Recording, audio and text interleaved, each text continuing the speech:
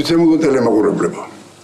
კულტურული ცხოვრების დღევანდელ რუბრიკაში გაგაცნობთ კარზე მომდგარ პარასკევსა და შაბათს ევროპის ამა თუ იმ ქალაქში დაგეგმილი ღონისძიებების ნუსხას. ნიდერლანდების მაცხოვრებლების გართობას ამ ორი დღის განმავლობაში დეკმანტელის ფესტივალზე ცნობილი მუსიკოსები დიქსონი, თეილოფასი და რიკარდო ვილალობოსი შეეცდებიან. გერმანიის დედაქალაქს თავისი უკანასკნელი და მოღვაწეობით ასევე საზოგადოოდ ცნობილი პაჩანგა ბოისი წარუდგება. ფრანკფურტში კლუბ რობერტ ჯონსონში საყოველთაოდ ცნობილი ამერიკული ლეიბლის Crosstown Rebels-ის უკანასკნელი რელიზის Message from the Other Side-ის პრეზენტაციისადმი მიძღვნილი საღამო გაიმართება.